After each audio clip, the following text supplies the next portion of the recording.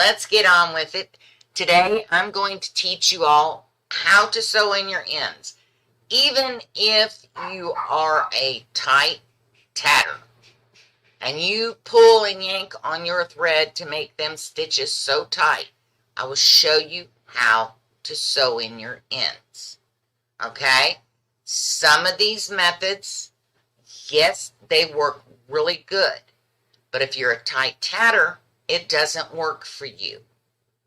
But there are other methods you can use that if you're a tight tatter, because you're a tight tatter, it will hold. And it's simple. It's easy.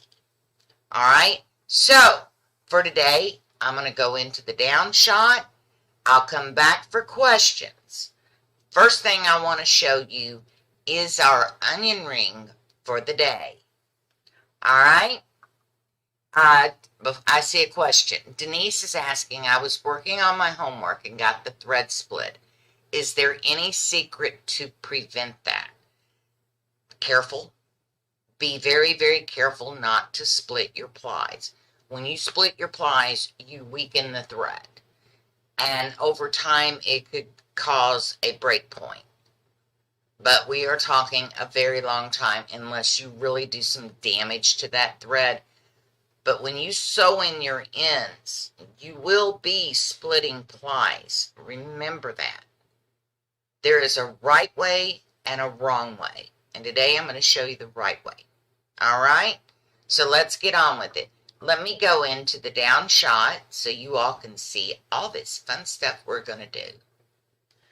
First thing on the table, we have an onion ring. Okay?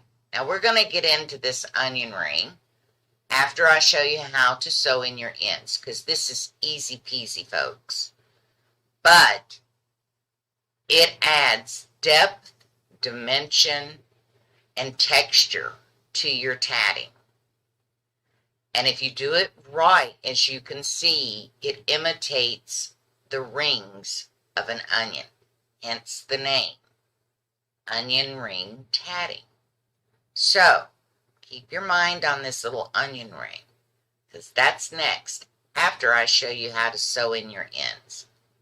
Now, to sew in your ends, you can use, again, I'm pulling out my Venus needle set. You can use a various amount of different tools to sew in your ends. You can use a needle, just a regular sewing needle, that is very fine. My problem is I can't see the eye. Now, if I put my binocular vision on, I can barely see the eye. Okay? Or you can use one of these Venus needles with the collapsible eye. You can also use the collapsible eye needles. The problem with the ones that collapse and do not reopen, you got to get the thread out. And sometimes you can't. So, I use the Venus needles because they collapse and they open back up. Your last choice is what they call a big eye needle. Can y'all see that? See how thin that needle is? Now, that needle opens up to create a big eye. Let me show you. You see that? See how much it opens? You can't miss that eye. I don't care how blind you are. And they come in a variety of sizes. This is the small one. And it's about the same length as a tapestry needle or something like that. But with tatting, you do not want to use a tapestry needle so much in sewing your ends in because you're pulling a lot through. Okay? So the big eye needle, one of the Venus needles, a sewing needle, okay, or these collapsible eye needles. Any of those will work, okay? It depends on how you're going to sew your ends in. So, let's get started. I don't have a ring down here. I don't have anything tatted up because the first rule of thumb, if you're going to sew those ends in, That first and last stitch, you need to tat differently than you tat the rest of your ring or chain. Okay? There's a reason for that. The first stitch on the ring or the chain, just the first double stitch, has to be a little looser than your normal tatting. You're already focused to make sure you're getting your stitch snugged up in the pinch, correct? Why not take a few extra moments and make sure that first stitch there isn't as tight as the rest of your tatting. Then finish off that second half of the double stitch, and you release your tension in this area. Okay, you don't yank back and draw back on that tension on that first stitch, because if you do, what you do is you clamp that stitch down. Getting those thread ends is not going to happen when you do that. Okay, so let's make a ring of 6 double stitches, a small picot, and 6 double stitches. All right, we've already got 1. And we're got 2, 3, 4, 5, and 6. Now we're going to have a small picot.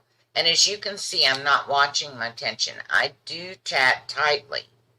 But do you see a difference in that? Not much. Because this first stitch is a lot looser.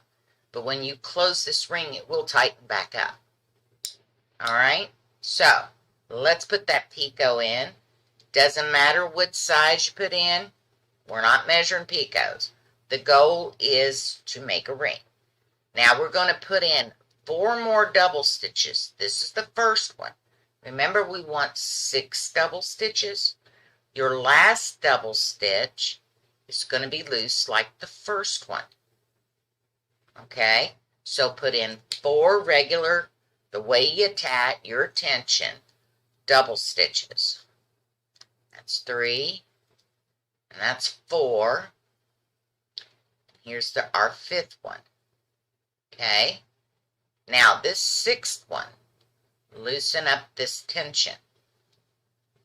Get all that thread out of the way. Loosen that tension up. Alright? Now, you see, I don't have it pulled tight. I've got it loose. It's just draping on that finger. Let's go ahead and tat that last double stitch. Loosen that tension up. Alright? There you go. Does it look any different than the other double stitches? You'll see there is no difference. I got a little mini picot there, but that's okay. Demonstration purposes only. Now, be sure to post that shuttle if you are going to sew your ends in. Do not forget that. You really want to post your shuttle when you sew in your ends, because if you don't, you take the chance of pulling everything out. All right? Now, we've got our ring made. Now, I'm going to snip it, and you want a pretty good sized tail. Granted, you're going to waste a little bit of thread, but how much thread do you waste practicing? It's not a waste because you keep your practice pieces, so you can reflect back on your errors so you don't make them again. All right? So, let's do this. We're going to whack that off right there. You see I'm disconnected from the shuttle. Now, I've got 2 tails. This first tail is going to show you one way. This second tail is going to go up here and show you the other way. If this was connected to a chain, this second tail, you would weave into the chain the same way you do on a ring. You have one tail that weaves in to the ring and one tail that weaves in to the chain. Does anybody know why you would do that? Click the wrong button, wouldn't you know? So anybody give me a reason why you would tap one tail into the chain and one tail into the ring. Yes, big eye needles, you can get them at Amazon. You can get them at Hobby Lobby. You can get them at Joann's. You can get them at bead supply stores. Isn't it funny how tatting uses tools from everywhere? All right. The reason that you tat or sew in your tails, one into the chain, one in to the ring, is so, right, Denise, so you don't get too much bulk in the ring, but also less chance for it coming apart. Think about that. Right, Christy, you're right. It doesn't distort, but it also helps prevent your tatting from coming apart. You got two threads going two different directions. Right. Right, Arlene. You are 100% right. Right, Jasmine. It does flow with the work. But remember, you're running two cores. Once you start sewing your ends in, you're going to be running two cords. Hence the reason you want to leave that first stitch a tiny bit looser. Just a tiny bit. All right? So, what we're going to do is we're going to work on this first one. We're going to get our big eye needle out. Okay? Open it up. And we're going to drop our thread through that big eye needle. You can pull it up. You can push it down. You can take it any direction you want. Just want to thread that needle. Now you pull as much of a tail as you need here in the center, because when you pull it up to the top, it's going to lock that thread into place. So make sure you've got the size of a tail you want to mess with. Then pull it down. And it's in there. It ain't going nowhere. The next thing you want to do, this tail is coming out right here on this side of the ring. We don't want to go back up that side with this tail. We want to go back up the other side. We're crossing our threads. Anytime you cross your threads with washing and common use, those fibers in the threads start to meld together to create a lock. Does everybody understand what I'm saying when I say it creates a lock? Those fibers get together and they're in there. They hook up together like this and they don't go nowhere. And that's why you want to cross your threads. Now, turn your work upside down to the back side. How do you determine the back side on your tatting? You look at those picots. Now, if you're tatting traditional tatting, your picots are going to be different on both sides. Chains are going to be one direction, rings are going to be the other. So it really doesn't matter. You just pick a side, and that's going to be your back. Most people will pick the back side of a ring as the back in traditional tatting. Okay, now, I've still got these two tails. This tail here, and this one that has our needle. Okay, we're going to take that tail and move it out of our way. Right? Turn that ring, and you see our caps. See them caps right there? Your first double stitch, right up under that cap. Go in. This is the reason that you want that first double stitch. You see, I'm already coming out the other side. You have to be mindful because you want to stay on the back side. If I could see, we'd be doing business. But that first stitch has to be loose so you can get that needle up through there and not all the way through. Can you see that?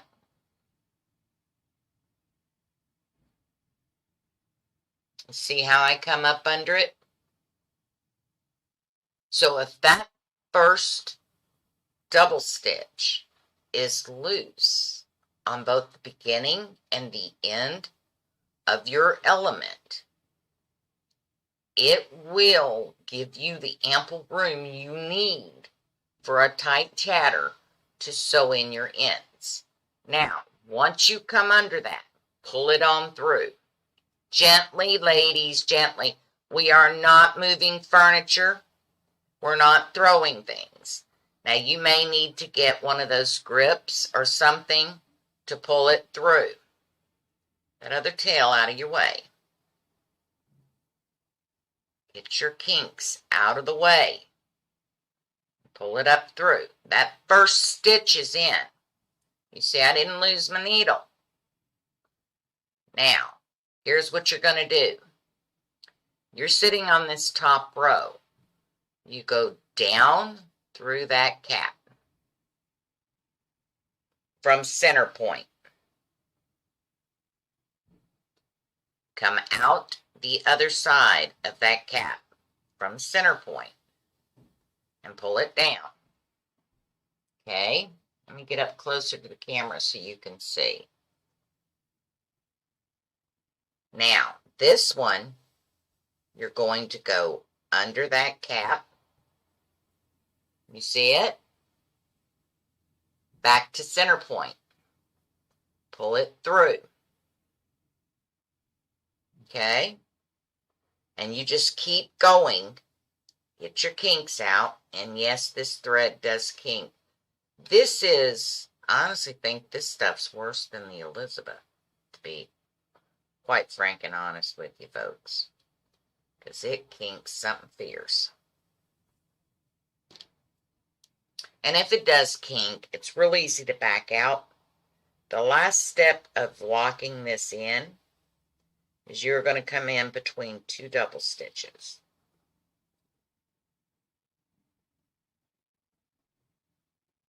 There we go. We got it. You see? Can y'all see that? Center point. If you look at your ring and your chains, center point is where these caps run. You see? You have caps on the back side and you've got caps on the front side. Okay? And what you're going to end up doing once you're finished sewing your ends in, when you pull this tight before you lock this in, it is going to lay this thread right along that ridge. And yes, there is a ridge there. And it will hide that without bulking up your double stitches. All right? Then, the last thing you do is you come down in between. You come down that next cap here. Okay? And you are going to pull it down in between those double stitches. Okay? And it's in there. It distorts your ring a little bit, but you can reshape it. But you see, let me get in here where you can see. You see where this thread is coming up in the center of these double stitches. I got it, Tizia. I got it. You see it? Can you see where this thread's coming up in the middle?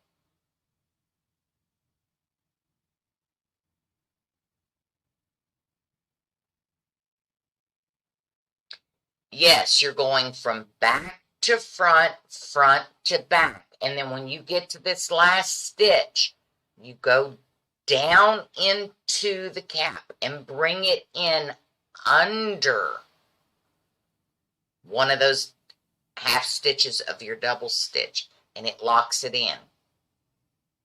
And you're shifting your, yes, Laurel, I answered that. I am going back to front, front to back, back to front.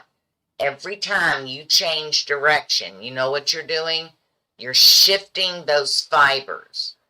During a wash cycle, those fibers start softening and loosening up. They start locking in together like this. Okay? So there is no way for them to come apart. And your last stitch coming through secures it because it's dead center in between. Okay? Now, has everybody got that?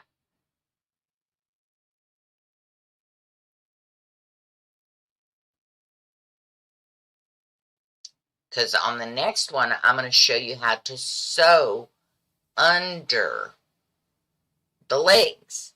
You know, our double stitches look like a pair of pants.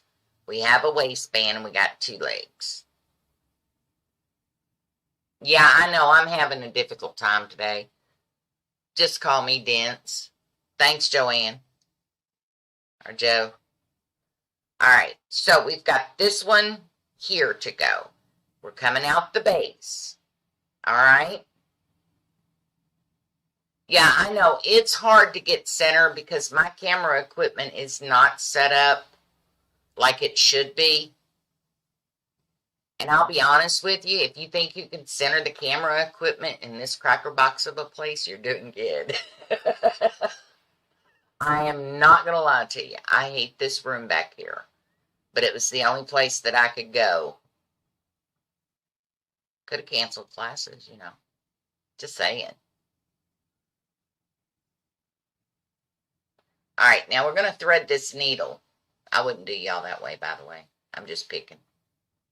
We're going to thread this needle. And let me go back here. This is easier for me. Let me take it out just a little. All right, now this one, what we are going to do, you see, we're coming out the bottom here. Can y'all see that? Got a terrible glare today for some reason. See how we're coming out the bottom. Remember that first double stitch is supposed to be loose. We're going to go underneath those two little pant legs. And yes, your needle will go underneath those two little pant legs. Okay. And there you go. We're under them. And you pull it. And that first yank is a toughie.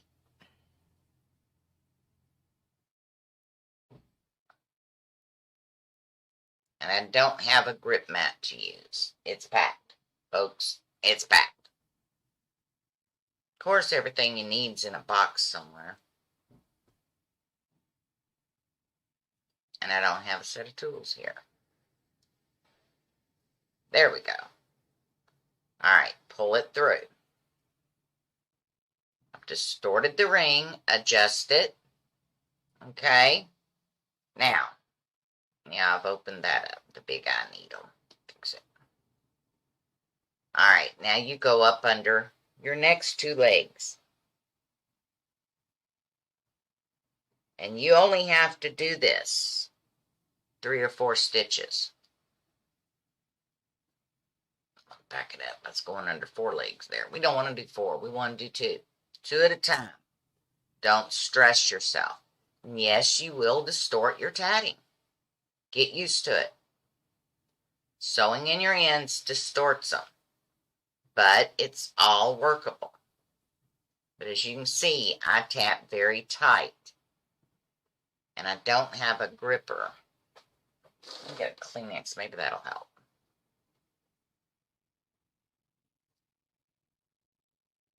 It's not working, folks, because I tat so god-awful tight. And without my gripper, there we go, I got it. You just pull it on. And every time you pull it, you adjust your ring. Tighten things up, adjust. Okay? Once you get it under 3 to 4 stitches, then all you do is take it, pull it to the center, and it will lay that right in that core space with the core thread. Take your fingernail, force it down there to lay flat. Again, adjust your ring. Then on the front side, there you go. You've got your ring. So, now that I'm bleeding all over the place, I'm teasing, I'm not. I just poked myself. Yeah, I know. Jackie, the hardest part is leaving those beginning and end stitches loose enough. And if you are going to use a needle and go under the legs, yes, get one of those little grippy things. They sell them at the Dollar Tree, the dollar store, grocery store, and just, it helps. I had one, and God only knows what happened to it. It was in this room, but it's probably in a box, just like I packed the insurance person's phone number in a box, and I needed that.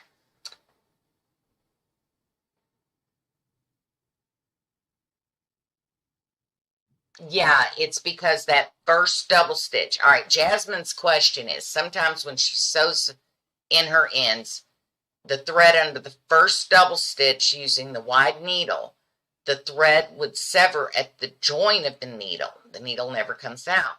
It's because that first double stitch is too tight. You gotta loosen that first double stitch and that last double stitch. It's packed, Laurel. My bead mat is packed. I have one ball of thread. I have one shuttle that is not packed. What you see on this desk is what I've got.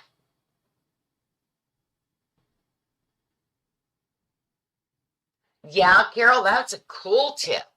Ask your doctor for one of those disposable tourniquets when they draw blood. It makes a great grip for the needle.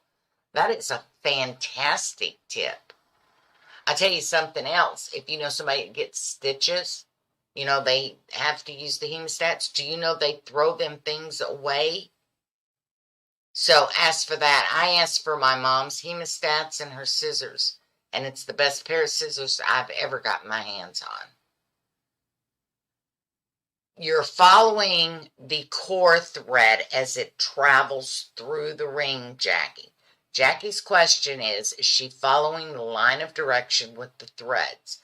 You're following that core thread. Okay, your line of progression comes into play when you're tatting. Yeah, I know, Allison, it's driving me crazy, but I had to pack up my go bag for to go in the truck for moving because I am not driving. No, it's a monster. I'm used to little cars. Little tiny cars for tiny people. Okay. Yeah, Angie, that's a good thing. Get pliers or a beer hammer. All right, now let's get into the fun. Are you ready to learn about split rings, folks? We're going to make a split ring. It is not as difficult as sewing in our ends, but honestly, I would much rather sew in the ends. And I use Bev.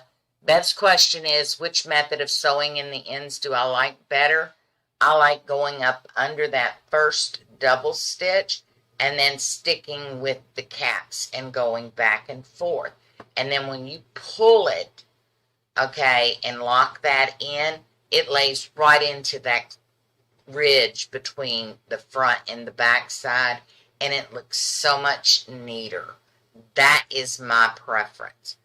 But if you're not a tight tatter, it will not work for you. It will work itself out.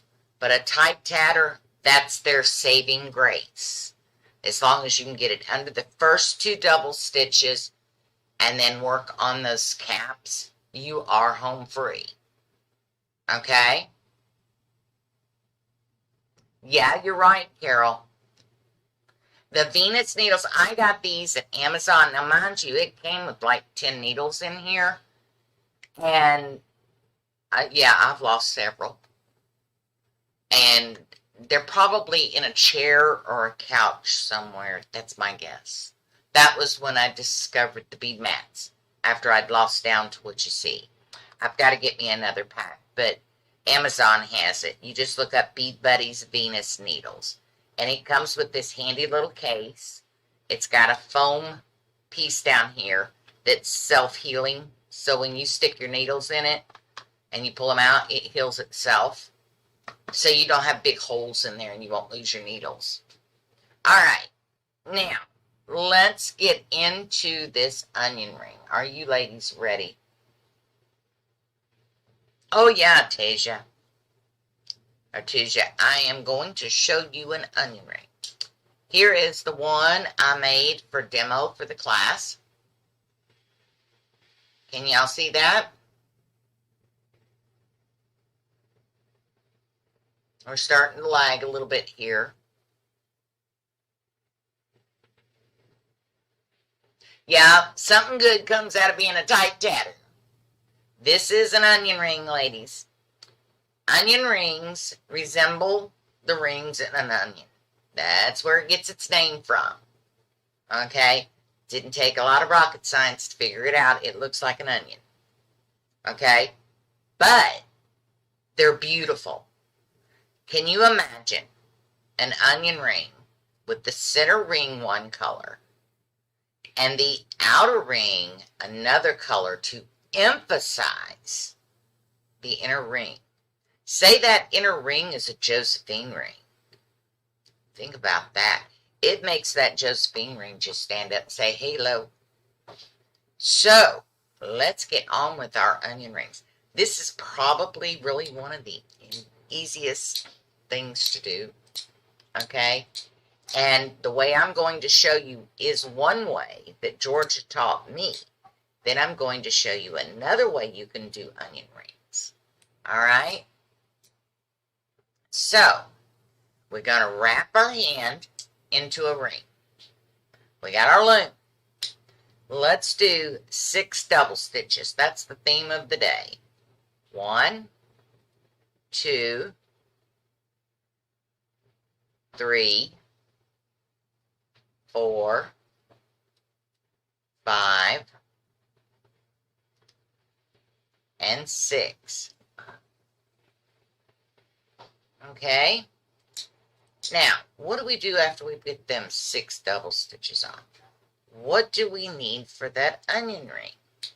Now, I have an old antique video I did 150 years ago on the YouTube, but it's not on the class channel.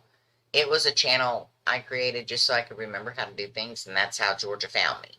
Okay? So, given that, we're going to make a picot, a very itty-bitty, teeny-weeny, tiny picot. I mean, we are talking a blip of a picot. So, close it down. Now, because I'm using a larger thread, that picot's going to be a little larger in the large thread. Smaller thread, smaller picot. Okay? So, let's do this. We got our tiny, tiny, tiny baby picot there. All right, let me get this twist out. Y'all see how I'm doing that? See my shuttle just dancing there? Just check it out. This thread is a twisty little bugger. All right. My shuttle came from Shuttle by Design. All right, now we're going to put in 5 more double stitches. Remember, we put the one in on the other side of the little baby picot.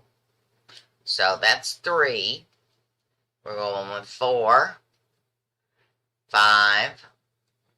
Let's see, we should have 6 on here. 1, 2, 3, 4, 5, and 6. I miscounted. Okay? Now, again, onion rings. Requirement number 1, post that shuttle. You don't want your onion ring to open, folks. Then you have a split onion. Just saying. And I don't know about you, but split onions make me cry. And I don't like split onions. Alright, just a little humor there for you. Alright, so we're going to post our shuttle. We're going to close our ring until that gap is gone. Okay? You do not reverse your work. You do not rotate your work or turn your work. You are going to rotate your work. What does rotate mean? Turn it 1/4 turn, whether it be right or left. The instructions will tell you that. Your thread is coming out the back by posting your shuttle. Your core thread is coming out the back of your ring, and that's where it needs to stay. Yeah, they're good when they're fried. Split ones are. But they make me cry when I have to split them. Now, when you turn your work, you see your tail, whatever's tatting is here. If it's a chain or another ring, that will go to the bottom of your work and lay on top of that core thread. Okay? Then you are going to set up for another ring. You're going to find out what that little picot's for. We're making onion rings. Now, you see how this is laying on top? It's crisscrossing. I'm going to set it up here until somebody says, yes, I see it. Y'all got to tell me what you see. Do you see how the core thread is laying underneath of that tail? That's what you want, because the other half of this ring is going to lay on top. So in other words, this here, this tail is coming in between your loom and your shuttle. You want that. That's going to help lock everything at the bottom. Now, we are going to put in 1 double stitch. And you want to bring it all the way to the base of that ring. I'm trying, Laurel. Thank you. Alright. Got it down there at the base of the ring, and we're going to put in that 2nd double stitch. Hold that.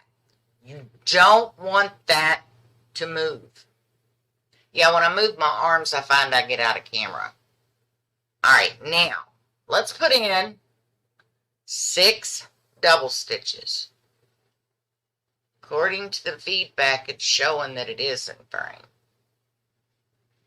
Yeah, I'll get back down. Alright, so let's put in our 6 double stitches. Yes, you encapsulate the tail, Bev. You got it. Bev, you are on a roll. You are batting 1,000 tonight. Alright, so we're going to put in 6 double stitches. Now, how many of y'all think 6 double stitches is going to be enough to cover that side of that ring? Yes, I encapsulated the tail. Okay, so we got 1, 2, 3, 4, 5. Let's put in our 6th double stitch. Folks, I really hate this larger thread. I cannot wait to get my setup back so I don't have to use this large thread. And then I can stay in camera shot. Okay, now, when you lay that up next to it, you see it's not coming up to that picot. Again, here we go. You see that picot?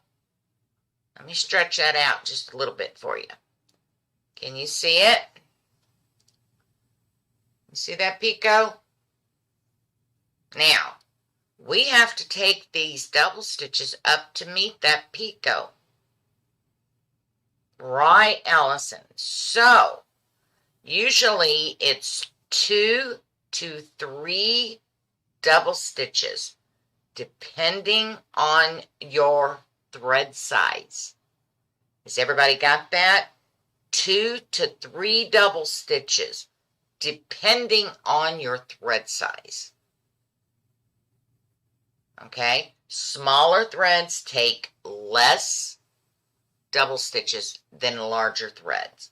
Larger threads take up more space. Smaller threads take up less space.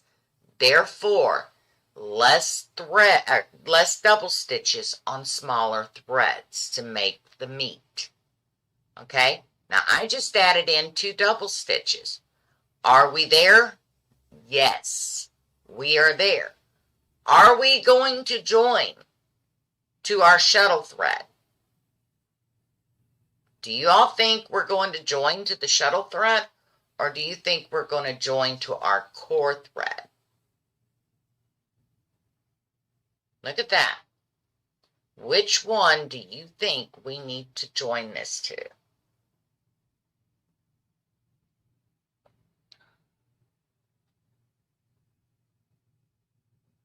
Come on, I'm waiting for an answer. Get a good guess. Come on. If we join to the shuttle thread, our shuttle 1 thread, our working thread, what are we going to do here? Are we going to create a join that is going to move, or are we going to create a lock join?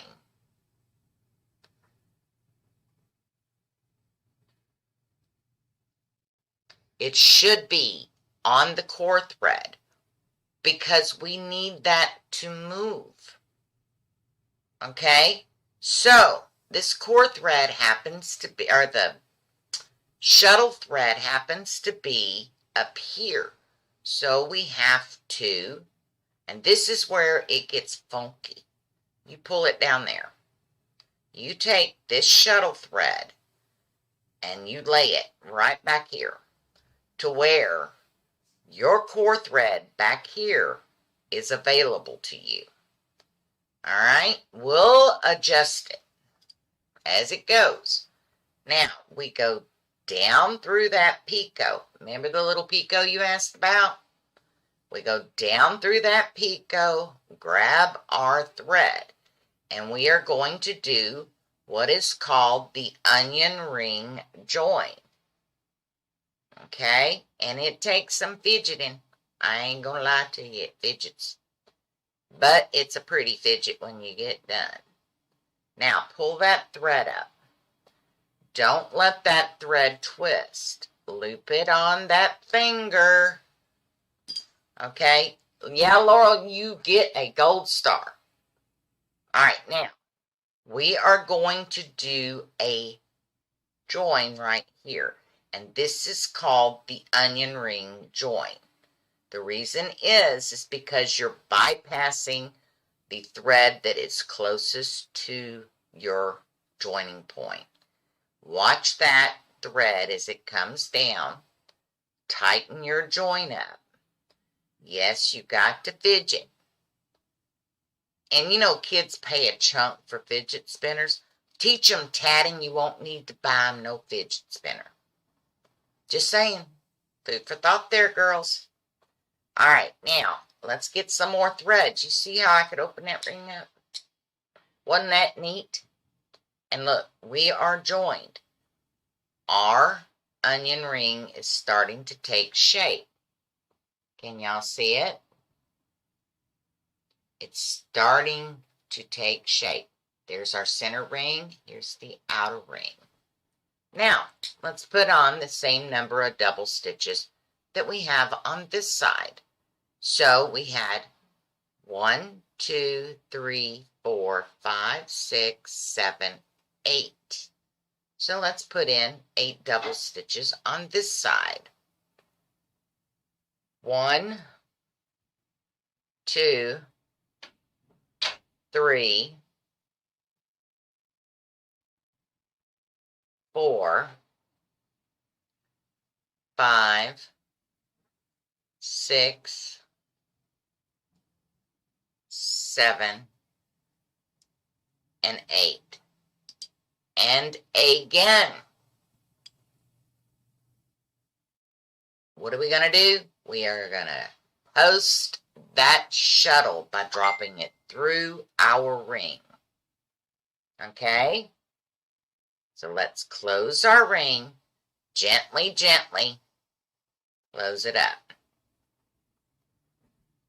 I didn't get quite enough on there, but you got the gist of it. Okay. Now, because I needed one more double stitch. I didn't measure it. But you see how it rolled up on itself? That is another design element you can use to give a three-dimensional effect. Don't put so many double stitches. It pulls it up and it'll stack it. Okay? And there are patterns that have that. And you're sitting there going, why? It's what the designer wanted.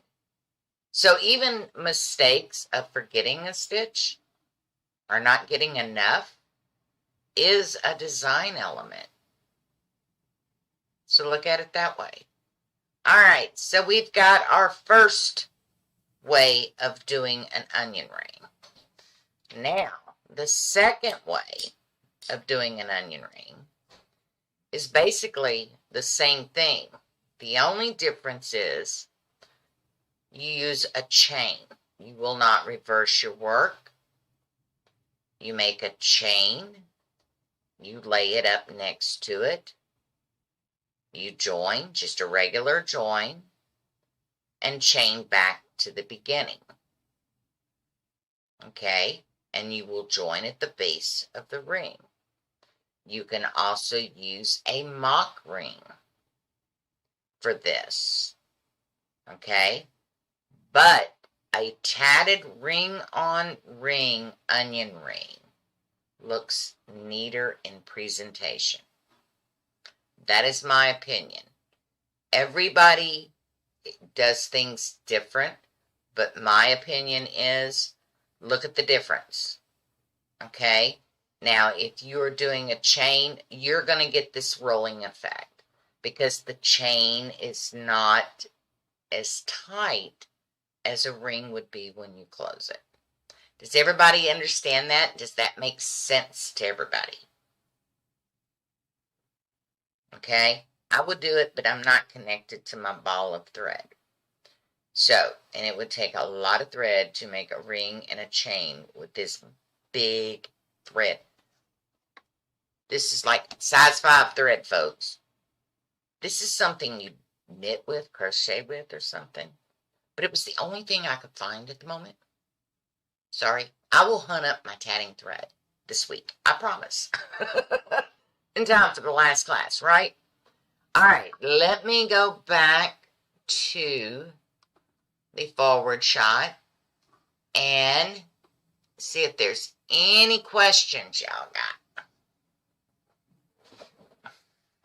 Repeat. Repeat what, Jackie?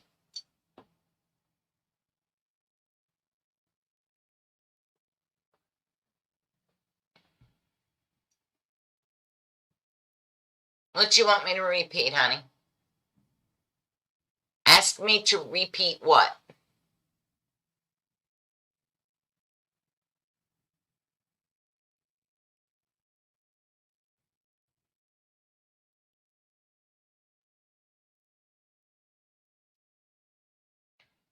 Just tell me what you want me to repeat.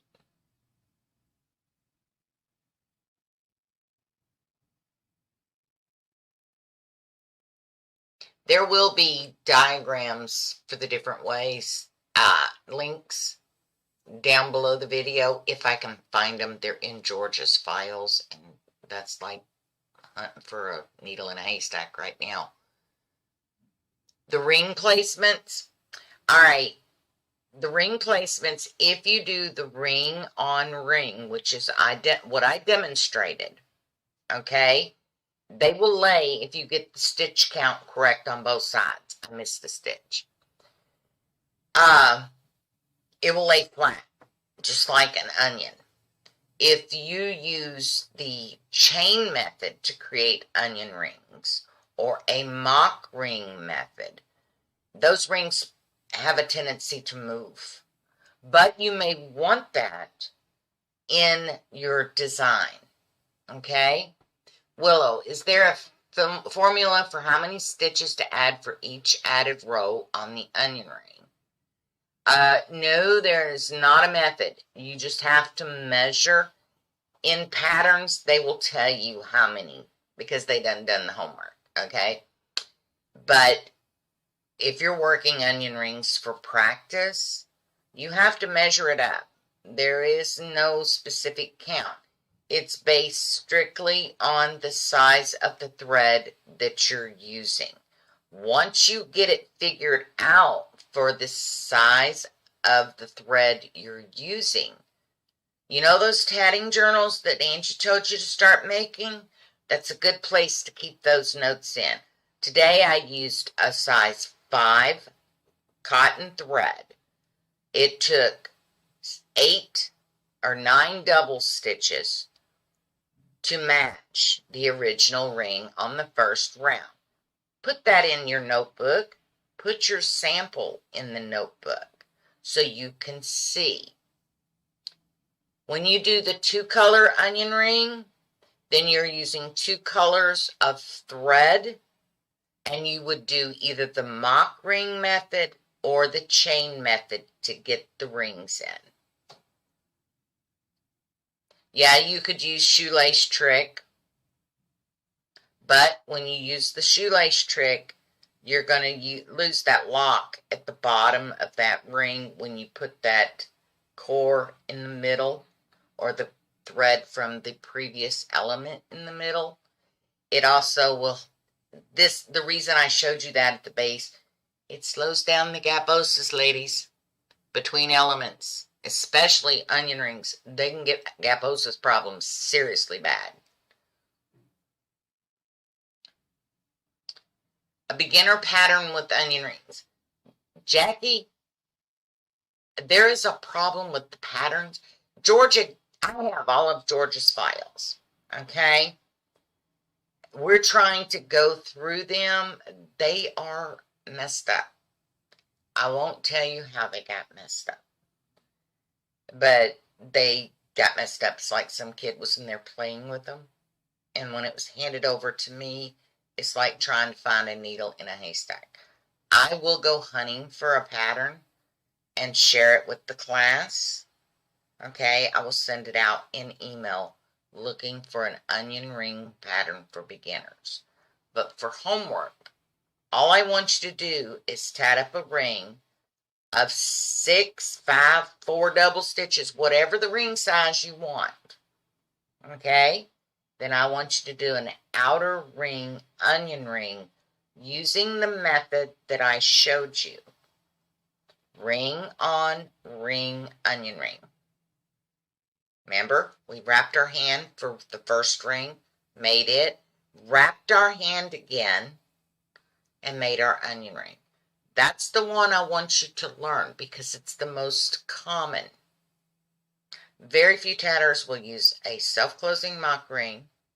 Very few tatters will use a chain for their onion rings because they're not as tight and they don't hold their shape. Oh, you're welcome, Jackie. Thank you for coming. Yeah, I know, Stacy, the paw print does, but I can't find that pattern anywhere. Have you got a link to it? If you do, you can share it. If it's not copywritten, we can't share any copywritten material in class unless we have designer permission. You think the paw pattern is a premium pattern? Laurel takes care of that. Stacy, send that pattern to Laurel where we can get it. I can guarantee you if it's a gettable pattern, Laurel will get it. She's our pattern person. She gets all the patterns for you guys, and she also gets all the permissions for you. In fact, Laurel, you might could ask Kathleen or Gail, and they could throw something together pretty quick for beginners.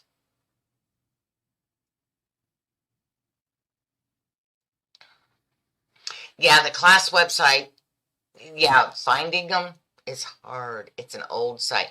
We are working on the site. Okay. Now, Laurel's helping. Angie's helping. I'm doing what I can do, and I'm dumber than a box of rocks when it comes to the website, girls. And my husband's helping. I tell them in English what I want, and they speak Greek. So, yeah, there's a language barrier there. So, but yeah, they're helping, and we're hoping to have that website up before the first of the year. Yes, we do. Laurel is awesome she works with these designers on a regular basis. She is awesome.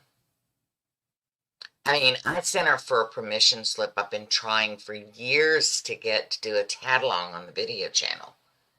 She walks up and just, boom, she's got it. She's just got the knack. Ladies, Angie, Laurel, there's your web developer. Maybe you can pick her brains a little bit. You'll get me fluent in geek yet? Oh, please don't. Please don't. I don't want to know the geek. So, any questions, ladies? Next week, I have a couple of things that y'all asked. Let's see. We've got cabone rings. Would y'all like to work on cabone rings? It's from the 2013 Tat Days classes. Stacy, those palmettos has permissions on. Laurel, you'll have to get a hold of Teresa Oren and see if we can't get a permission slip. All right. Would y'all like to learn cabone rings next week? What to do with them and how to fix them? How about we do that and we just create a design out of it? What do y'all think? We come up with something to use cabone rings.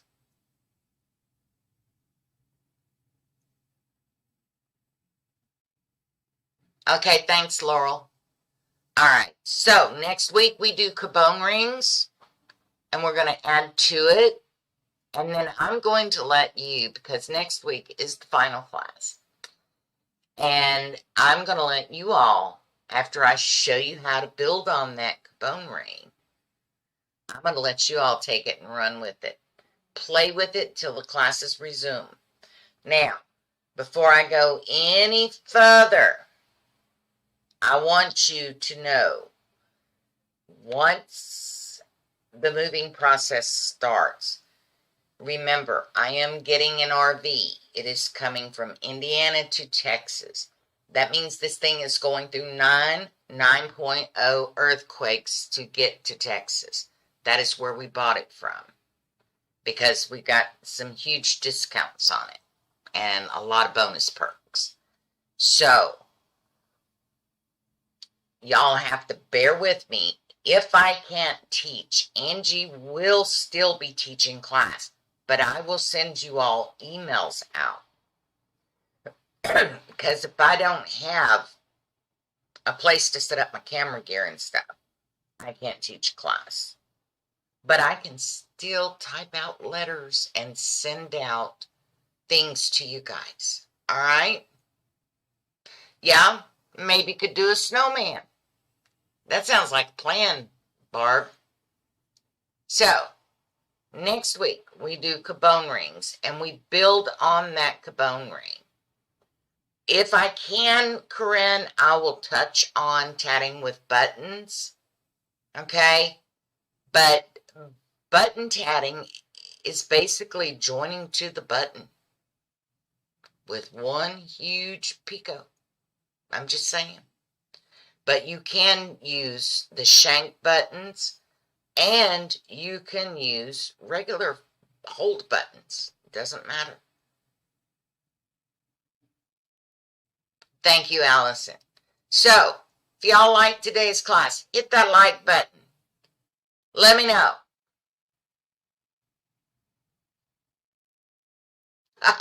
Now, Steph, I'm coming to get you. You're going to help me. So next week's Gabon class, and we'll see if we can't throw any extra perks in that class. No, any size you want, okay? Because I got some Gabon rings. That'll do. You got tons of buttons to use, Corinne? All right, I may throw in a button or two. All right. So until next time, y'all take care of yourselves and take care of each other. Love one another and be kind and share the love of tatting. So, happy tatting and may all your threads make beautiful lace. See you guys later. Have a good one. Bye-bye.